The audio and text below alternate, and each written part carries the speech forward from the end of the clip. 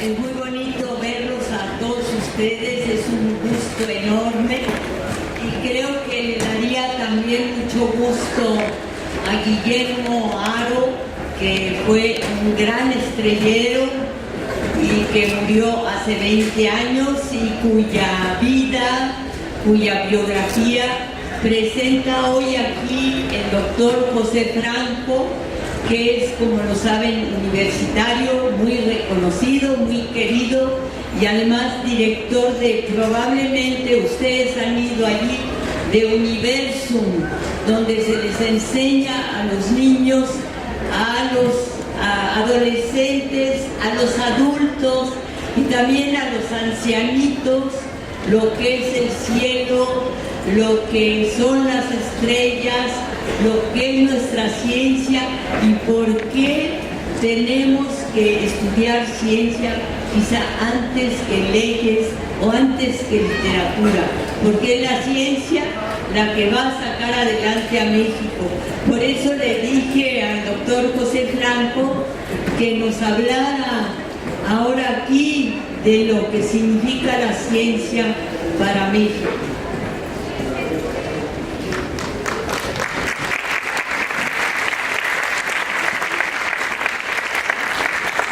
Muchas gracias, Elena. Para mí es muy emocionante. Es un deleite estar aquí con Elena. Estoy muy emocionado. Es la primera vez que estoy presentando un libro de esta magnitud. Es la primera vez que estoy con Elena, entonces estoy nervioso. Soy virgen. Y bueno, pues este libro es un libro magnífico, es una biografía de don Guillermo Haro. Guillermo Haro pues es una figura fundamental, emblemática para la ciencia en México. Él fue pues muchas cosas, él fue un astrónomo famosísimo, fue un político, fue un luchador. Y esta biografía nos lleva de la mano por la infancia, juventud y hazañas y logros de uno de los constructores de la ciencia en México. Nos regala datos, anécdotas y reflexiones que muestran un retrato muy completo de la vida y el tiempo de Guillermo Haro. Está escrito de forma magistral, como todo lo que hace Elena, por un lenguaje claro, directo, ameno, íntimo, cariñoso y respetuoso. Nos regala 45 capítulos en este libro, cuidadosamente seleccionados, que muestran un personaje fuerte, apasionado, generoso y comprometido con México y con su gente. Guillermo Haro fue una figura muy particular desde prácticamente cualquier punto de vista que lo veamos. Él fue un constructor, fue un luchador, era una persona muy apasionada, muy fogosa, y yo creo que entre Luis Enrique Erro y Guillermo Haro se construyó lo que es la astrofísica mexicana de una manera muy sólida. Y además Guillermo pues es yo creo que uno de los pilares fundamentales de la construcción del conocimiento científico en la segunda mitad del siglo pasado en México. Él nació hace 100 años, él nació el 21 de marzo del 2013, lo trajo la primavera y él fue realmente una flor que hizo la alegría de muchísima gente. Su madre, Leonor, murió en 1925 y esto impactó su vida de una manera muy fuerte. Pero su madre fue quien lo atrajo de una manera muy importante hacia el estudio del cielo. En el libro se cuenta una anécdota que a mí me conmovió muchísimo. En una charla entre Guillermo Haro y Luis Enrique Erro, que se realizó en Tonancintla, Guillermo Haro le comenta de dónde piensa él que le nace este amor por la observación del cielo. Cuando tenía unos 7 años, era él realmente muy, muy joven, su madre, que era bastante pobre, no podía comprarle un regalo, y entonces optó por mostrarle el cielo y contarle las historias del cielo. Entonces cuenta cómo lo abrigó y lo puso en el patio y le mostró el cielo, y a partir de ahí pues él desarrolló una pasión por estudiar las estrellas. Él estuvo en colegios maristas hasta la preparatoria y se hizo amigo de un personaje que fue quizá uno de los compañeros más fieles a lo largo de toda su vida, que fue Hugo Benito Margain. Hugo Margain, quien fue toda una personalidad en la política en México. Y de hecho, adoptó al padre de Hugo Margain, a don César Margain, como la figura paterna, como esa figura que reemplazaba el abandono del padre, y fue una influencia importante, porque don César era médico y lo estimuló a discutir filosofía y le enseñó muchísimo sobre la vida. Guillermo Haro estudió formalmente leyes. Él fue a la Escuela Libre de Derecho, nunca estudió física, nunca estudió matemáticas, nunca estudió astronomía de manera formal, y yo creo que este fue una de sus grandes tragedias. Yo creo que fue uno de los dolores más grandes, porque cuando inició su movimiento a lo largo de observatorios para aprender astronomía, lo cual inició en el Observatorio Astronómico Nacional en Tacubaya. El Observatorio Astronómico Nacional es, yo creo que una de las instituciones más viejas que hay en México y que le ha dado un servicio a la nación de una forma espléndida. Por un lado, la cartografía de México y la precisión en la ubicación de los diferentes lugares en México se realizó gracias al trabajo de ingenieros que trabajaron en el Observatorio Astronómico Nacional y que pudieron posicionar y hacer, digamos, una ubicación correcta de los centros de ciudades, pero además el observatorio daba la hora exacta. En el radio la hora era transmitida cada minuto gracias al trabajo del Observatorio Astronómico Nacional, que tuvo su primera casa en el castillo de Chapultepec y después se movió a Tacubaya. Estando en Tacubaya fue cuando Guillermo Haro visitó el observatorio, trató de aprender un poco, y ahí se dio cuenta que su hándicap, que lo que le hacía falta, y que a la postre fue una de las grandes frustraciones que tuvo, era que no sabía física y no sabía matemáticas. Posteriormente, en los años 40, en 1942, se fundó un segundo observatorio en México, que tiene un nombre muy parecido y a veces la gente los confunde. En la ciudad de Tonantzintla, muy cerca de la ciudad de Puebla, pegadito a Cholula, se instaló el Observatorio Astrofísico Nacional en 1942.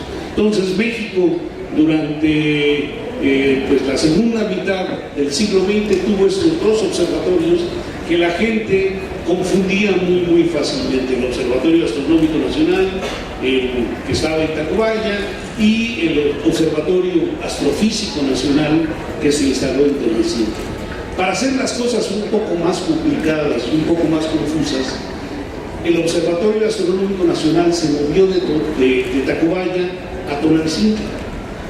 Entonces convivieron los dos observatorios en el mismo lugar, y Guillermo Haro fue director de estos dos observatorios. fue director del Observatorio Astronómico Nacional, que ya en aquel momento pertenecía a la UNAM, y también fue director del Observatorio Astrofísico Nacional, que era una facilidad financiada por la Secretaría de Educación Pública. Posteriormente, después de ser director del Observatorio Astronómico Nacional durante mucho tiempo, decidió que era importante crear un instituto de astronomía. El Instituto de Astronomía de la UNAM no existía, existía únicamente el Observatorio Astronómico Nacional, que era parte de la UNAM, y en 1967 Guillermo Haro crea el Instituto de Astronomía, es su primer director por un tiempo corto. Pero antes de esto, en 1958, junto con un grupo de científicos que estaban alojados en la Torre de Ciencias en Ciudad Universitaria, químicos, matemáticos, biólogos, físicos, médicos, etc., decidieron realizar una serie de seminarios para conocer el trabajo que estaban haciendo, y gracias a esos seminarios, después de un tiempo de tenerlos, en 1959 se funda la Academia de la Investigación Científica. Y Guillermo Haro es un miembro fundador y se convierte en el segundo presidente de la Academia de la Investigación Científica, que ahora es la Academia Mexicana de Ciencias. Un saludo.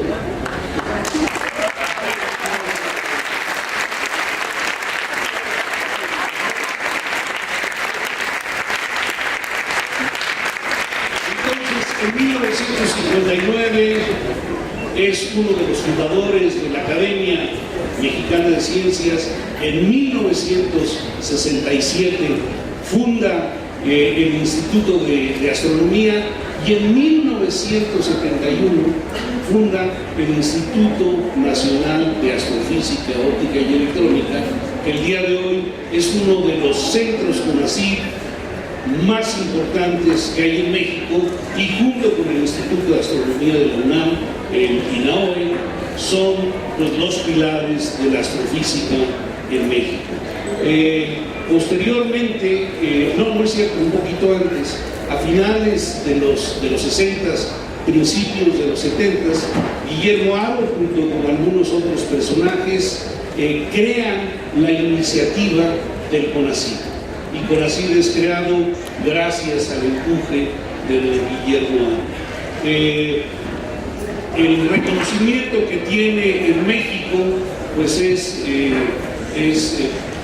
fundamental, porque él, yo creo que es el padre de la astrofísica en México, y por otro lado, siendo un impulsor de la ciencia, tiene un reconocimiento internacional importante. Sus logros en astronomía son varios y son muy importantes. Él hizo un trabajo fundamental relacionado con la actividad de las estrellas recién formadas, y de hecho hay unos objetos que se llaman los objetos Herbig-Haro, que él descubrió y que posteriormente George Herwig, un astrónomo estadounidense que por cierto acaba de morir la semana pasada, hicieron, yo creo que un trabajo fundamental para mostrarnos cuál era la actividad de las estrellas recién formadas.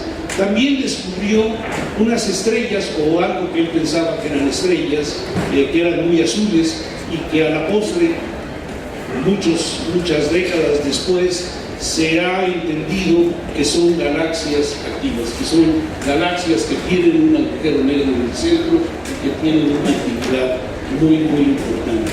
Y también descubrió, junto con Enrique Chavira, uno de sus estudiantes favoritos, descubrió un cometa. En 1986 él recibió la medalla Lomonosov, se pronuncie, que le dio la Academia de Ciencias de la ex Unión Soviética, y esta medalla es el equivalente al premio Nobel en los países que estaban del otro lado de la cortina de hierro.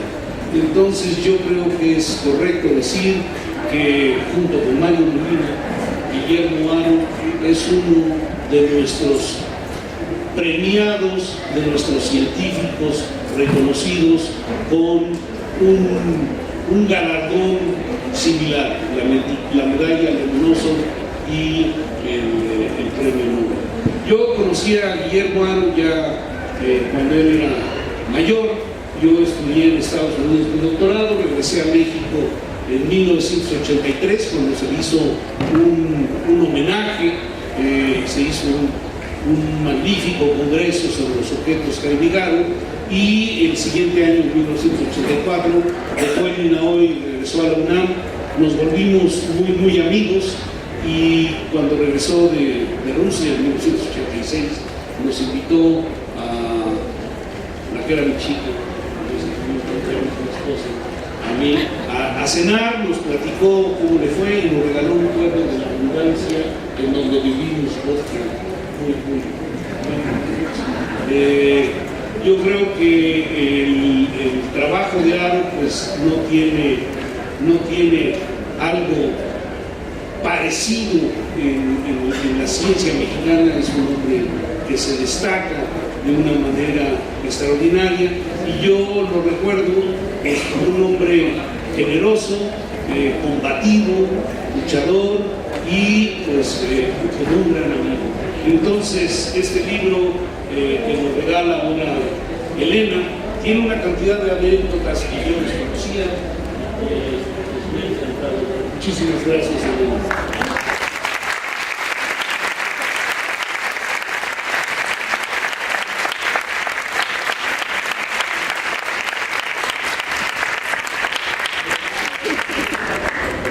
Me da un gusto enorme estar aquí con ustedes, estar en este foro número 1, que es la Casa de los Carlos, donde están Carlos Fuentes, Carlos Montemayor, Carlos Monsiváis,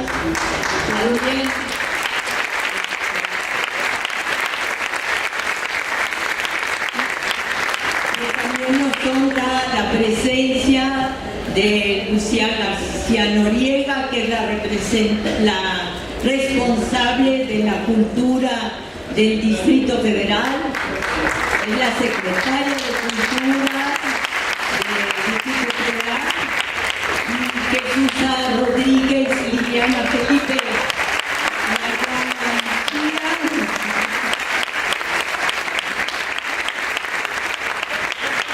también me da gusto que esté aquí mi hijo, todo engarruñado, un poco asustado de lo que va a decir su mamá, porque él también es científico a huevo, porque lo obligó su papá. Pero la verdad es que les puedo contar pocas cosas de Guillermo Haro, porque él odiaba a los periodistas y a los periodistas. Decían que no servían para nada, que eran unos chismosos y que solo eran destripados de todas las carreras, que por eso eran periodistas, porque no habían podido ser ni astrónomos, ni biólogos, ni químicos, ni absolutamente nada, que por eso que ser un científico podría alguna vez escribir, pero un escritor jamás podría saber ciencia, y en cierta manera él tenía razón. Al principio él quiso ser abogado, como lo eran todos, como lo fue su gran amigo Hugo Marcán, pero una vez lo enviaron a que le decomisara una máquina Singer a una costurera que trabajaba de noche, una historia horrible, y que no podía pagar. Y entonces dijo: no, yo no sirvo para eso, y se fue a recorrer montes y collados con un gran escritor que no ha sido reconocido, que tenemos ese pendiente, que es el gran José Revueltas.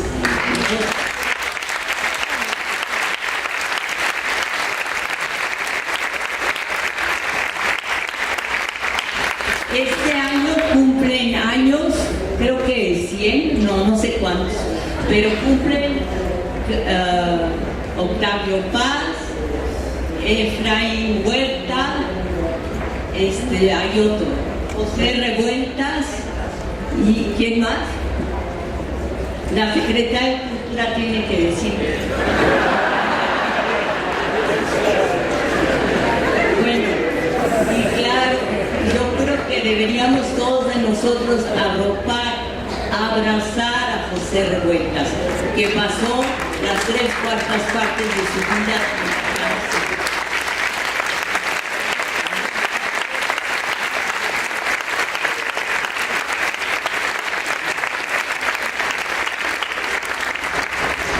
Bueno, les decía que Guillermo Haro no quería a los periodistas, y cuando fui a entrevistarlo a la Torre de Ciencias de Ciudad Universitaria, él me trató muy mal. Me dijo: estoy segura que usted no sabe hacer las cosas, estoy seguro, pero yo me vengué de él casándome con él.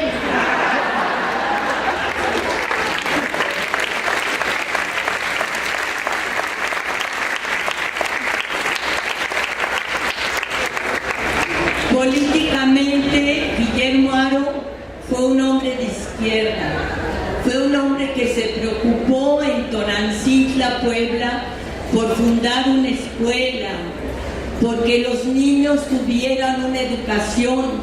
Ahora hay muchos niños Toshki, niños Tecuatl, niños Tepancuatl, que son los nombres de allá, de Tonancintla, Puebla, que son científicos. Se preocupó muchísimo también por los que andaban en bicicleta, en bici, sin luces, sin faros. Se preocupó también por las mujeres, porque las mujeres tuvieran las mismas oportunidades que los hombres.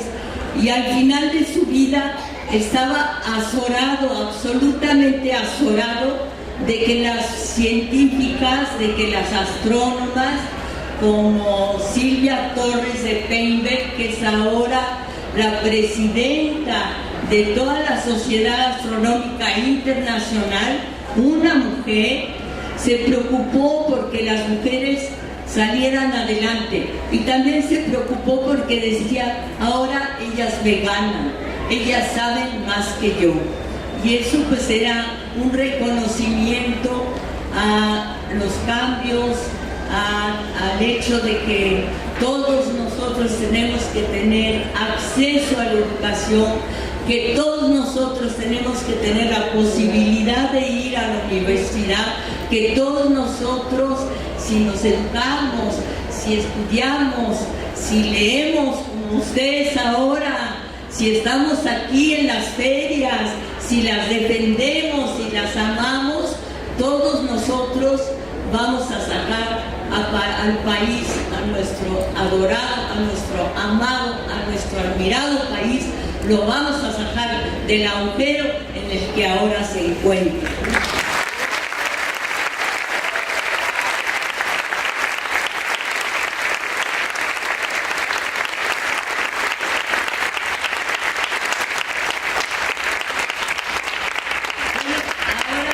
Yo quisiera un poco, si ustedes lo quieren, si les gusta la idea, pasarles el micrófono a ustedes para que hagan las preguntas, pero tendrían que venir por acá, yo les bajo esto.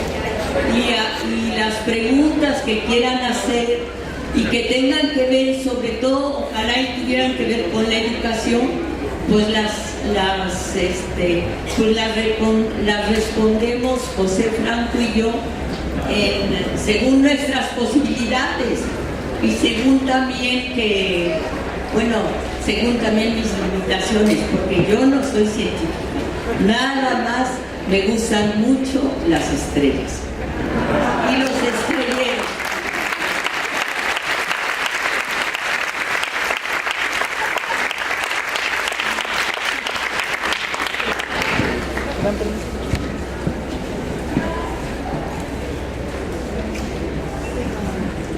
Estoy muy contenta de estar en este sitio y de estar contigo. Después de reconocer tu amplia trayectoria, pues creo que todos estamos felices de estar aquí. Pero hay una preocupación muy grande, lamentada y falsa reforma educativa. Yo soy maestra jubilada, y sentimos que en este país la situación de la educación es muy difícil, sobre todo porque la mafia política ha impuesto una reforma que no es educativa, que va contra los maestros y que es una reforma laboral para poder deshacerse de los maestros, puesto que nosotros hemos tenido en nuestras manos a los ciudadanos mexicanos. Y aquí está la prueba. ¿Por qué están tantos aquí? Porque nosotros los educamos, porque nosotros los enseñamos desde el jardín de niños y, si es posible, desde antes, desde la guardería, a ser mexicanos, a querer respetar a nuestro país. Pero desafortunadamente la mafia política se ha impuesto sobre 100 millones de mexicanos. Ellos son unos cuantos y nosotros somos más. Somos todos, porque ellos son una mínima parte. Pero nos hemos dejado que hagan ellos lo que quieren y todavía les damos un lugar viendo la televisión, les damos un lugar aceptando que los maestros somos lo peor.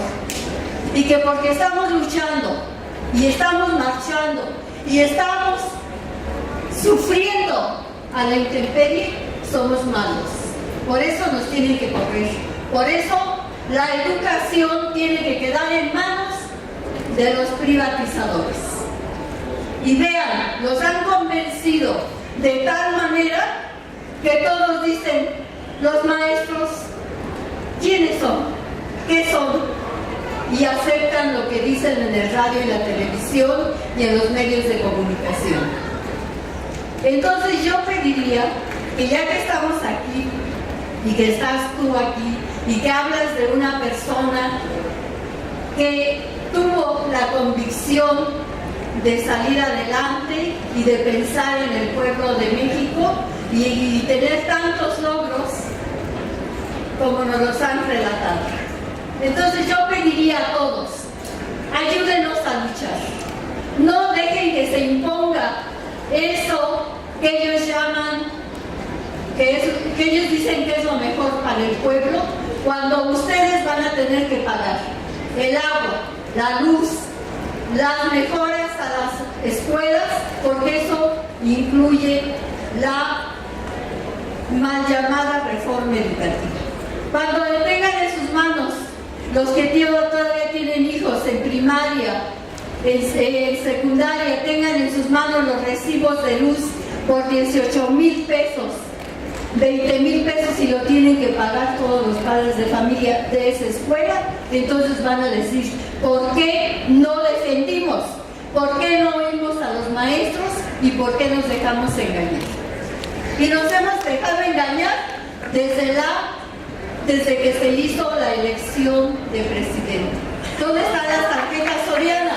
¿Dónde está todo? Lo aceptamos.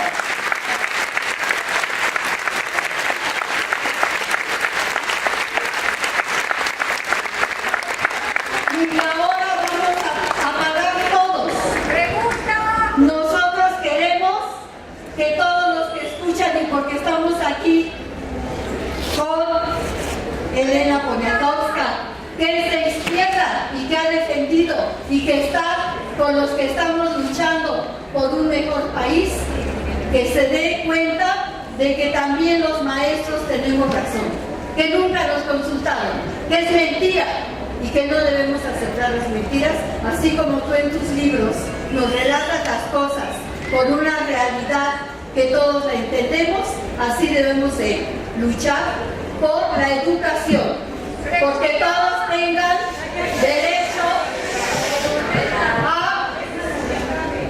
a llegar a la carrera que ellos quieran, como lo hizo la persona que tú mencionas.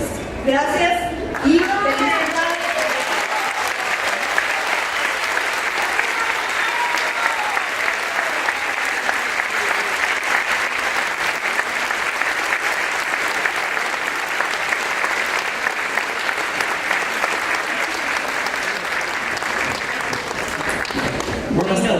esta feria está encabezada por dos grandes luchadores de los derechos humanos, por un extraordinario escritor que además todo el mundo lo ama, que es Paco Ignacio Taibo.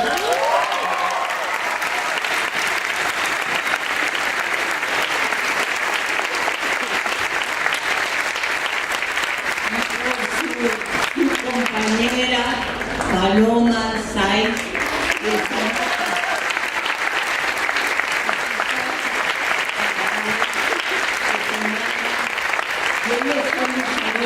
luchadores de muchos años, luchadores desde Paco Ignacio Taibo I. Él ya es el 2, pero ya como el 1 ya se fue, pues nada más está el Paco Ignacio Taibo, que ustedes verán con sus innumerables camisetas, porque nunca lo he visto en mi vida con una camisa ni con corbata. Bien, buenas tardes a todos. Mi pregunta es la siguiente. Ustedes, con el tamaño de su conocimiento, me gustaría que dieran su opinión acerca de quién es nuestro secretario de Educación. Y precisamente, eso es lo más fácil que nos sale, compañeros o amigos. Mejor pensar bien y ver los tamaños. Y por eso la pregunta es para los que tienen tamaño, como Elena, como el doctor, y como también la secretaria de Cultura de aquí del Distrito Federal, como Paloma, como Paco. Y ustedes que tienen tamaño, ¿qué opinan de esa persona y su tamaño y su trayectoria? Y sí, es cierto, la maestra señala esta situación de los maestros. Sí, también me gustaría decir que también hay maestros que todavía son agachones y apáticos. Entonces esa es una autocrítica, porque no podemos dejar que la educación, que tantas vidas costó desde que comenzó la educación y la reforma que hizo el propio Valentín Gómez Farías y esas gentes notables, estas personas, estos personajes lleguen a arrebatarnos. No es posible. Gracias.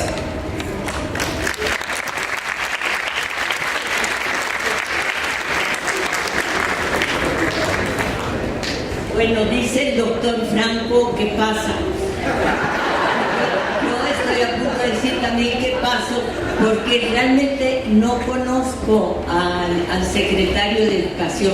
Lo que les puedo decir es que su nombre me parece raro, porque es francés, es como francés, y como que le sobra una U. Yo le pondría nomás Chafet.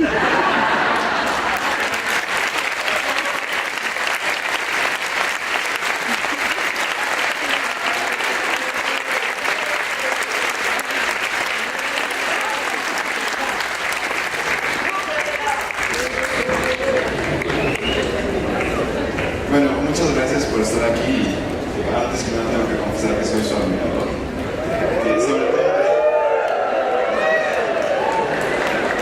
Sobre todo el libro del querido Diego Te Abraza Quiela, porque bueno, también me llamo Diego, entonces fue como que importante. Y con respecto a la pregunta, quisiera preguntarle, tal vez un poquito saliendo de esto, ¿qué es lo que significa para usted ser escritora? Y cómo es que alguien puede llegar en la vida a llamarse ser escritor. Y viéndolo de esta forma en la educación, ¿qué es lo que te educa para ser escritor? Gracias. Qué bonita pregunta de mi amiga, que agradezco mucho, sobre todo por ese libro que es Querido Diego Te Abraza Quiela, es la historia de un amor triste, y yo deseo que tú tengas un amor feliz. Pero ¿cómo se hace un escritor? Es simplemente, es una vocación, como hacerse monja, o sacerdote, o científico, ¿verdad? O estrellero, bueno, lo que sea. es una vocación, y es una vocación que uno tiene que cultivar y que uno tiene que amar, como por ejemplo el Principito en su planeta amó a su rosa, la cuidó. Así, lo que uno escoge en la vida, pues lo escoge para cuidarlo, para hacerlo crecer, para aceptar sus espinas y para ver cómo gira en el espacio, porque finalmente todos nosotros, aunque estemos aquí sentados o aplastados como flanes de sémola, todos giramos, todos somos partículas diminutas, todos somos un pedacito de este inmenso universo, y todos somos casi también una cosita muy poquita.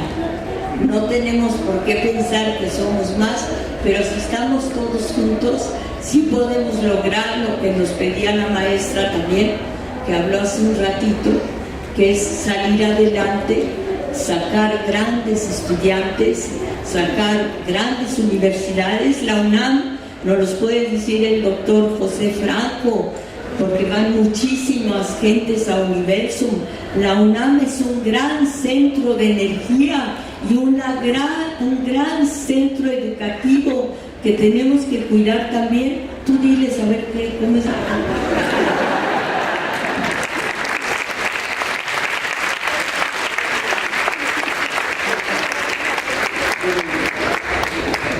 Estrella y por eso es estrellero, Guillermo.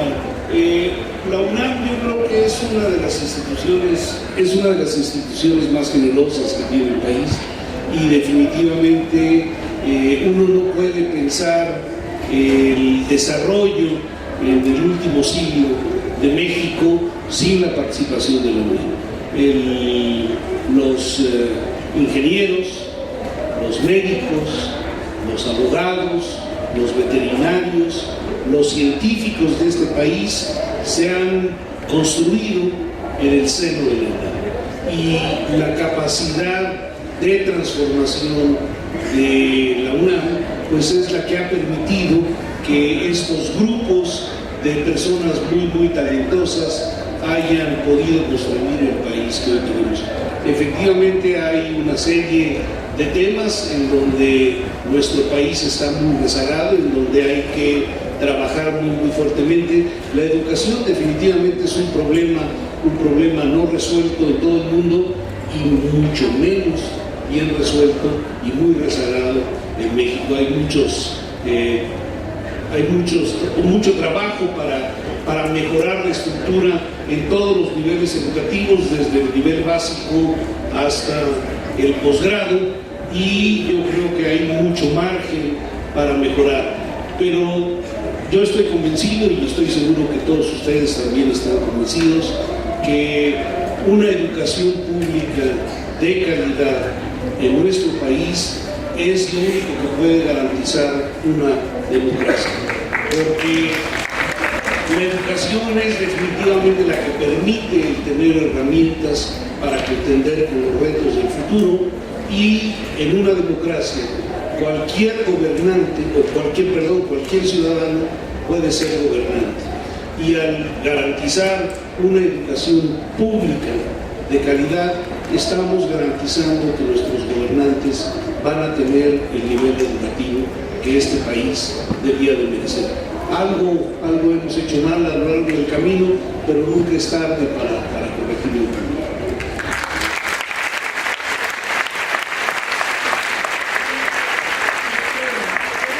También yo les quería decir que la UNAM, además de ser una gran central de energía, a Guillermo Haro lo hacía sonreír y lo emocionaba oír en 1968 que un joven con un magnavoz, un estudiante, decía: UNAM, territorio libre de América.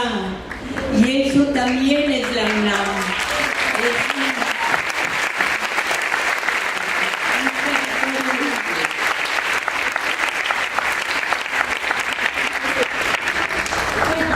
Elena, Elenita, eres mi consentida, te admiro también, y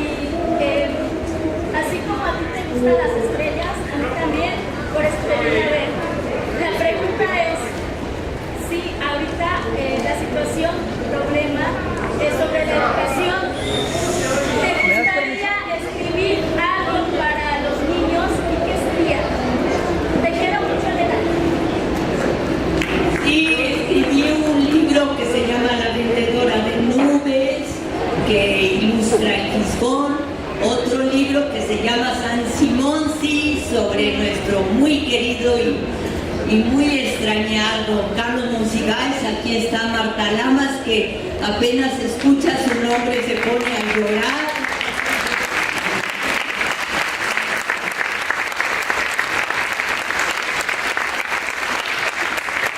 Aquí está también María Consuelo Mejía, que tantas veces lo visitó porque él ayudó al grupo que se llama Católicas por el Derecho a Decidir.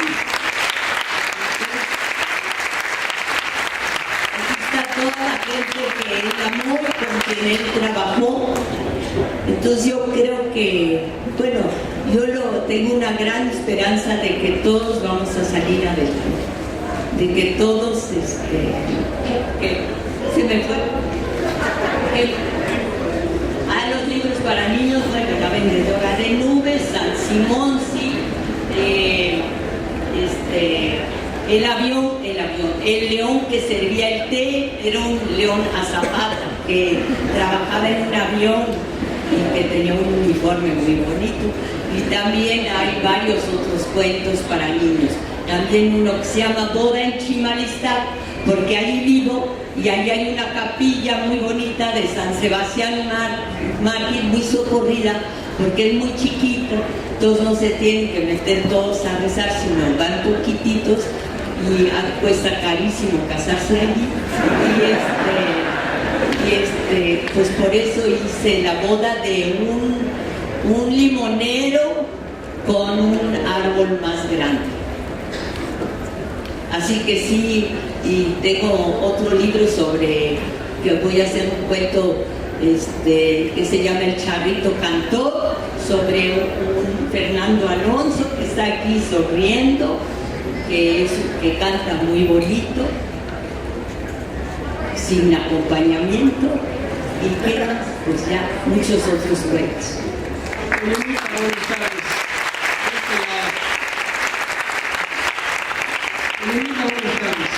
Precisamente hablando de Monsi, como usted me llamaba, amigo mutuo, en alguna ocasión, hará unos 8 o 10 años atrás, cuando platicaba con él con referente al fomento a la lectura en México, él me daba cantidad de información con referente al por qué no leen los niños, los gobiernos, qué es lo que realmente hacen con referente al fomento a la lectura para los niños.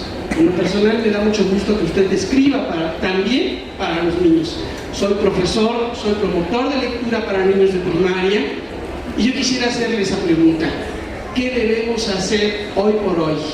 Sin politizar la cuestión del fomento a la lectura en las primarias, porque llegarán tal vez a la universidad, como sabemos la estadística, de 1001, pero entonces para que puedan llegar 5 o puedan llegar 10, yo creo que podemos mejorar la calidad educativa de este país y de muchos otros a través del fomento a la lectura desde los niños. Gracias por su atención.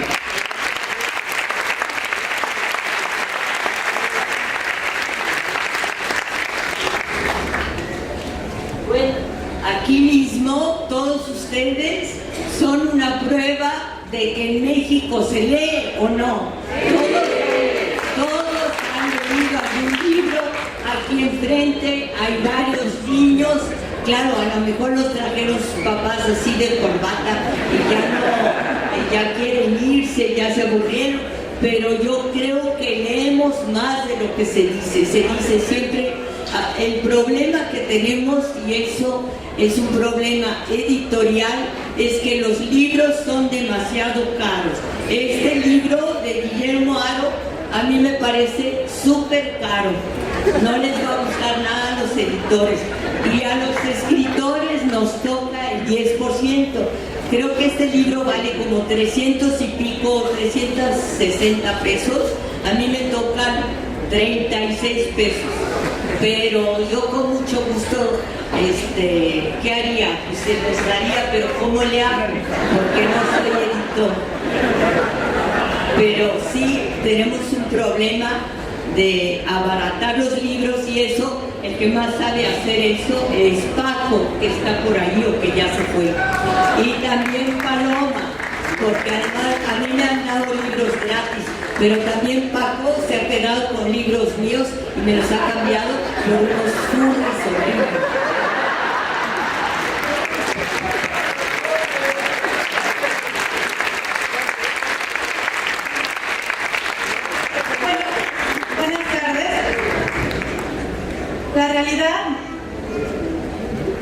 de Guillermo es muy similar a la que estamos viviendo ahorita, a pesar de que han pasado tantos años.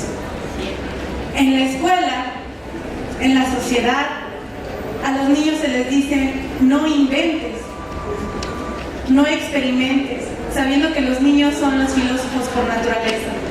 Aunado a eso, las trabas de las cuestiones políticas, sociales, educativas, merman la creatividad no solamente de los adultos, sino también de los niños.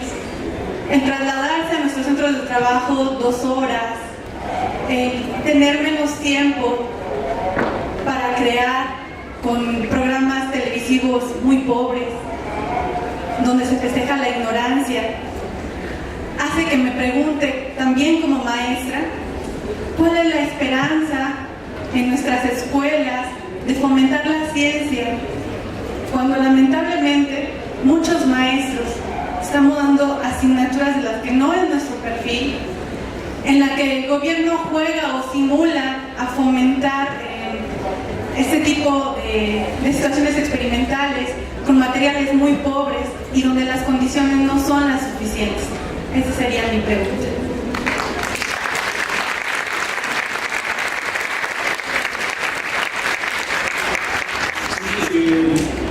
Muchas gracias por la pregunta. Elena es la estrella, si no da la palabra, llora todo. La Academia Mexicana de Ciencias tiene varios programas, y también en la Dirección de Divulgación de la Ciencia de la UNAM estamos participando en algunos programas. Hay un programa de la Academia que se llama La Ciencia en tu Escuela, y es un programa de capacitación para maestros de primaria y secundaria para darles mejores herramientas en ciencias y en matemáticas. Este programa fue instituido hace un poco menos de 10 años. Se ha hecho mucho trabajo aquí en el Distrito Federal, porque inicialmente se trabajó de forma presencial. Ahora ya lo tenemos en línea y se está haciendo también en varios estados de la República. Se está instituyendo ya en varios estados de la República en línea, y además ya se ha exportado a países de Centroamérica y del Caribe. Entonces lo hemos trabajado con el gobierno del Distrito Federal, lo hemos trabajado con la SEP, y espero que pronto sea un programa que toque a el 1.200.000 de maestros que tenemos, porque yo creo que es muy importante el darles herramientas justamente en estas áreas que es muy difícil estar preparados, que son ciencia y matemáticas. Por otro lado, con el CENFES, con la Universidad Autónoma Metropolitana y con la Universidad de la Ciudad de México, tenemos un programa que se llama Taxis por la Ciencia, en donde ahorita hay 10,000 taxis que tienen en el asiento de atrás del conductor una bolsa con libros obviamente enfocados a temas de ciencia o a temas de problemas que son importantes para la población.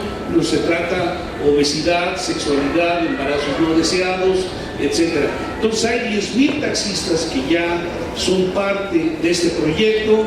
La UNAM provee una gran cantidad del material que tienen los taxis, misma historia con la UAM, y pues esperamos que pues este granito de arena toque a los ciudadanos que pasan pues muchos minutos, media hora, a veces una hora adentro de un taxi, y entonces en vez de estar escuchando Radio Sinfonía, pues pueden tener acceso a esto. Por otro lado, también con el gobierno del Distrito Federal, la Academia Mexicana de Ciencias acaba de empezar a desarrollar un programa de fomento a la lectura en los consejos tutelares, en las cárceles para jóvenes. Entonces ya iniciamos con ellos, este año lo acabamos de iniciar, y bueno, esperamos que este público vulnerable y prácticamente abandonado, que son los jóvenes que están en los reclusorios, pues no solamente puedan tener acceso a la lectura, sino también a una serie de programas como conferencias con científicos distinguidos que vayan a las cárceles, talleres de diferentes tipos relacionados con la ciencia y teatro científico. Entonces es un programa integral que esperamos que en el largo plazo tenga un buen impacto para que los jóvenes que están en los reclusorios salgan con un poquito de mejores herramientas. Entonces hay trabajo que se está haciendo y no se sientan solos, insisto, hay bastante trabajo de parte de la comunidad científica, que es quien apoya y quien desarrolla el programa de la ciencia en tu escuela.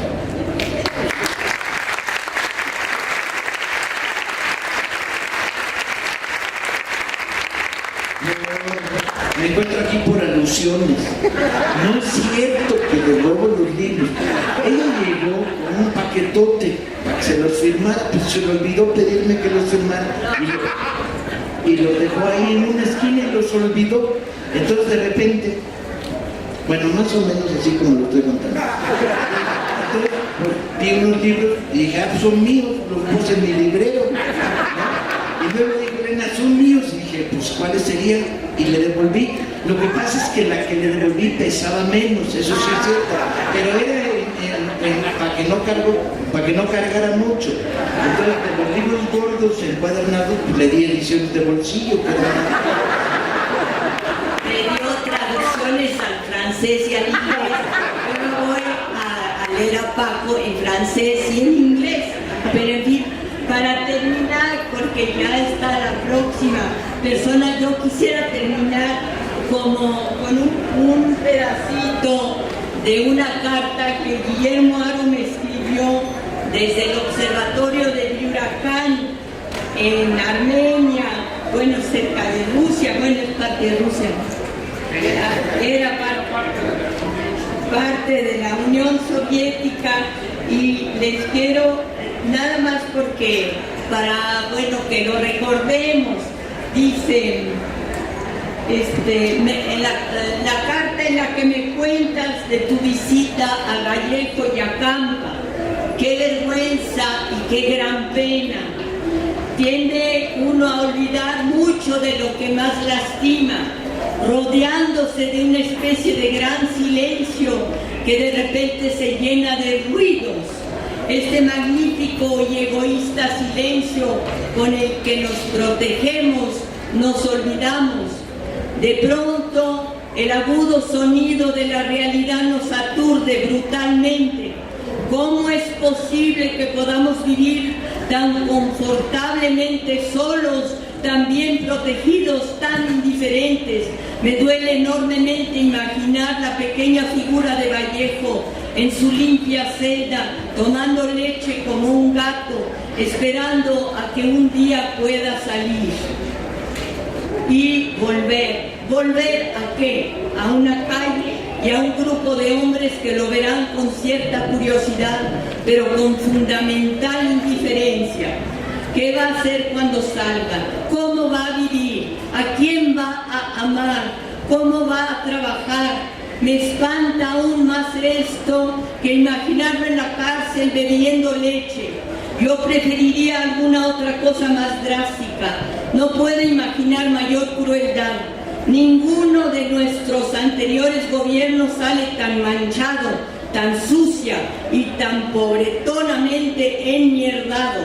Pienso en López Mateos con verdadero asco, tan hipócrita, tan suavecito, tan bajita la mano, tan típicamente político mexicano, tan hijo de la recontrachingada, y en su sucesor, y en el sucesor de su sucesor, y me lleno de furia, y pienso cómo se puede vivir sin ser furioso, cómo se le puede entrar a la política mexicana y retenerte y modularte y repartir sonrisitas y quedar bien con todo el mundo y lograr puestecitos o puestezote. No estoy de acuerdo con mi amigo Herrán cuando dice que el hombre de ciencia debe intervenir en política. Sé lo que quiere decir. Piensan que intervenir en política es ocupar puestos, ser influyente, tener éxito. Eso no es política, eso es estiércol, es ser mercader en el más vil sentido. A que no le entran a la política de oposición, a la que sí le entra Paco, a la política que no da puestos seguros, a la que pone en peligro tu vida y tu libertad. Claro que no se le puede pedir a un hombre, a otro hombre, que se sacrifique, pero tampoco que nos vengan a señalar como deber sacrosanto y necesario participar en nuestra política priista.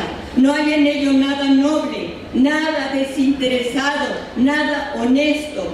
Y si uno le entra por pura conveniencia personal, por lo menos ser discreto, ser un honrado bandolero, no tratar de hacer comulgar a los demás con ruedas de molino. Nuestro deber como científicos es simplemente tratar de ser buenos científicos, ayudar a los jóvenes, formar cuadros competentes, hacer verdadera política, aunque esto implique, y lo implica, estar peleado a muerte con los políticas burócratas.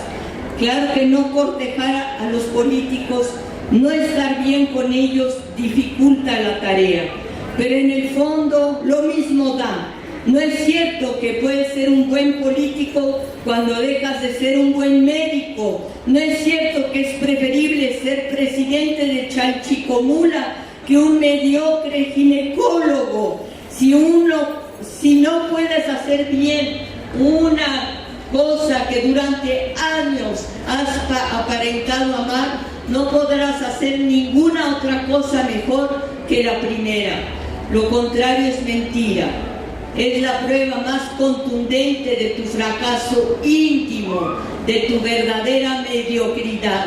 Pero claro, existe el sagrado deseo de ser tan mediocre o tan pendejo como se quiera o como se pueda. Y esto independientemente de todos los éxitos o glorias aparentes.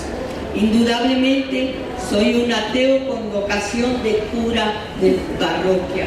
Solo son dolor de tripas y consecuencias de una mala cruda. Guillermo, firma Guillermo el Furioso.